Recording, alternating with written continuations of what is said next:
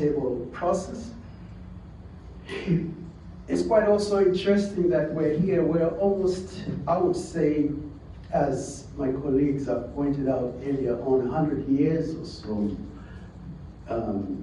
that the process of institutionalization had started. And it's not coincidental that it started here in the Western Cape. The Western Cape was a foothold into settler colonialism that came on the back of the 1652 famous story of Jan van Riebeeck, finding himself here and his colleagues via the Dutch East Indian Company and the whole trade route to go and buy spices and trade in all sorts of silk, etc. in East Asia. Also coming on the back of Vasco da Gama's landing just somewhere there in the western part of this province. As you're going down Saldanha, etc., there's a little statue there of Vasco da Gama, which is quite interesting. That the Western Cape in itself, as the Cape of Storms, as they called it, was a stopover for replenishing of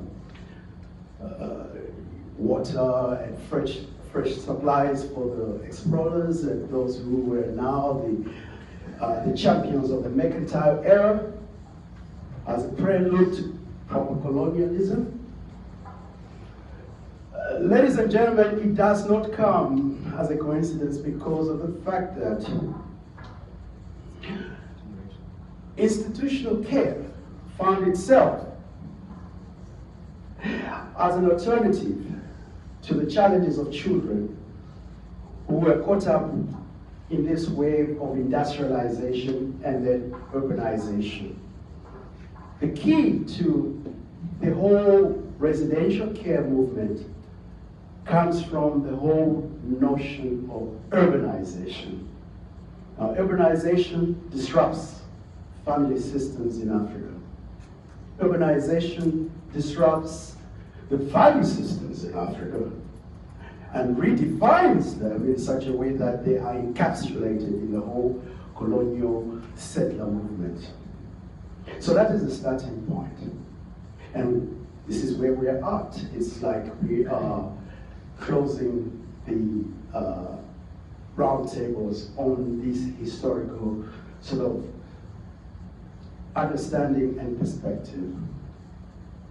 But more importantly then, why we find that the whole notion of residential care and institutionalization as a model coming to Africa comes also on the back of the Industrial Revolution in Europe. As a young boy, I remember reading Oliver Twist at school. And Oliver Twist was this little mischievous urchin, as they called it, literally a street king on the streets of London. We're talking about Victorian and Edwardian London and England that saw the disruption of family systems due to industrialization. And we find that model of looking after young people, especially children, who were thrown in the most horrendous conditions of child labor, etc., resonating with the elite classes of those societies as a way of providing some safe haven for these young people. And that model gets transported or imported and transposed on the African social, political, cultural, and economic landscape. That is the starting point, oh sorry, that is the starting point, whereby we begin to say that residential care finds itself being sort of encapsulated in the colonization movement, if I may call it, and then gets transplanted and gets rooted here in South Africa and the rest of the continent. But Cape Town being the oldest, I would argue, on the continent in providing residential care and institutional care in regard to children in need, children who are neglected, etc. So by 1886 already, the Dutch Reformed Church begins to question the social conditions that were impacting on families, etc., but obviously from a racialized perspective. And this is where we find them also interrogating and questioning the so-called poor white problem, which was emerging, again, on the back foot of industrialization, because towards the 1800s, we find that the poor public, so-called, in the Transvaal were already finding themselves quite rich in the mining of gold, which was discovered in the Witwatersrand River. So that provides then the questioning and the moral interrogation of disruption that was brought by industrialization by the Dutch Reformed Church, paving the way for the rise of social work as we know it today and the welfare system that emerges in the early 1900s. And this is where also, organizations such as the Cape Child Welfare Society find their foothold, and that model gets entrenched, gets replicated over the decades, and it becomes a normal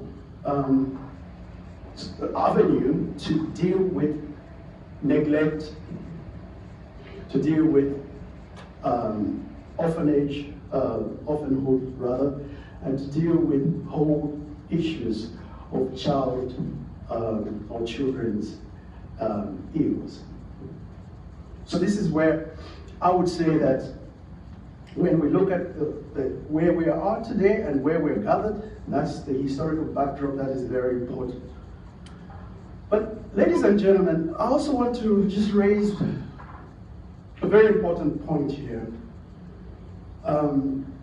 When we're talking about the deinstitutionalization of children and calling for, well, we're not saying that immediately you're going to close all institutional or residential care, but beginning to sound that call, that this is what we're calling for.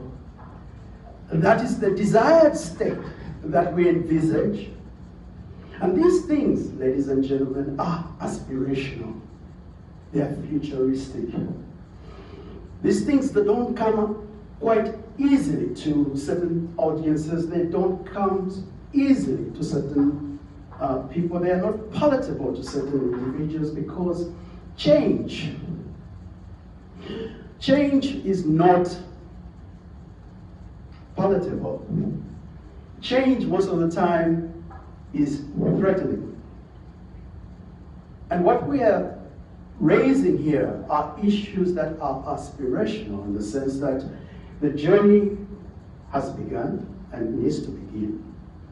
And as the slides will point out, maybe we can start there, is that this journey did not just, fall from the sky, so to speak. It came with the whole liberation of this country.